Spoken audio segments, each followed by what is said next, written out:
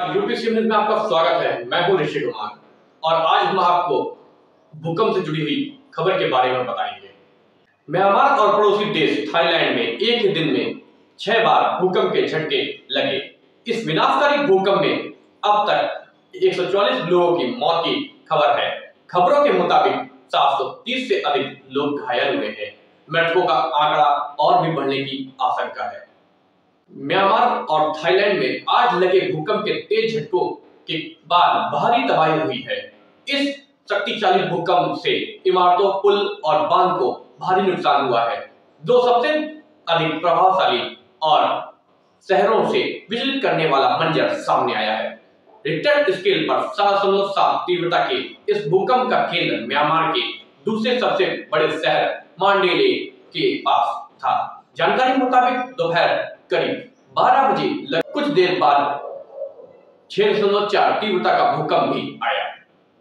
Myanmar में आए 6 भूकंप रिक्टर स्केल पर 4.4 तीव्रता का एक और भूकंप 10 किलोमीटर की उथली गहराई पर आया।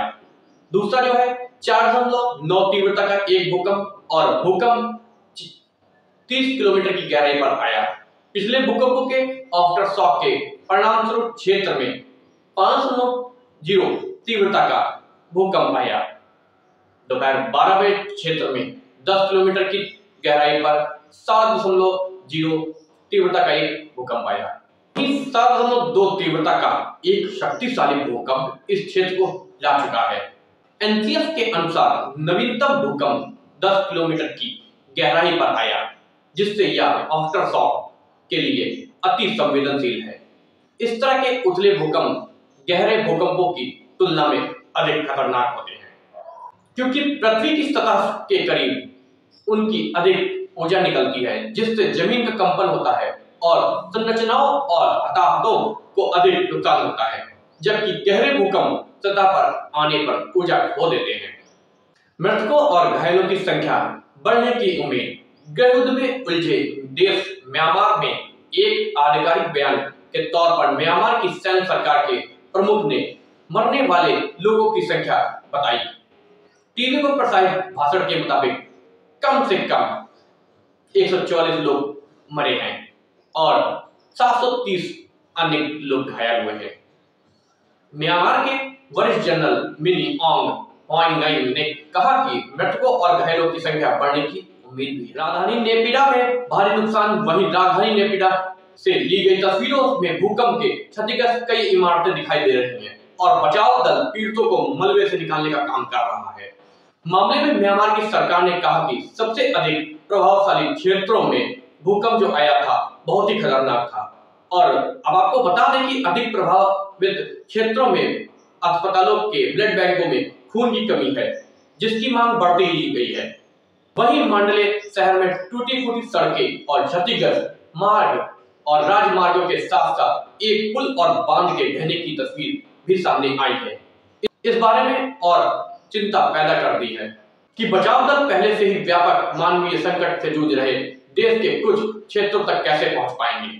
पड़ोसी देशों में भी महसूस किए गए झटके। म्यांमार में पहला भूकंप सुबह 11:50 पर आया। इसकी तीव्रता 7.2 मापी गई। इसके बाद दूसरा झटका दोपहर 12:02 पर आया। इसकी तीव्रता 7.0 मापी गई। इसके बाद 1 घंटे के अंतराल पर 2 और भूकंप के झटके महसूस किए गए।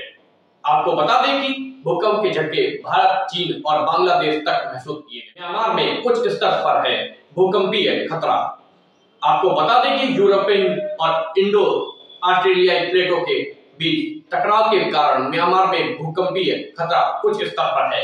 अंतर्राष्ट्रीय भूकंपीय केंद्र की तरफ से बताए गए भूकंप मापदंडों के अनुसार 1990 से 2019 तक हर साल म्यांमार और उसके आसपास के इलाकों में 3.0 से अधिक और उसके बराबर परिणाम वाली लगभग 140 घटनाएं हुई हैं।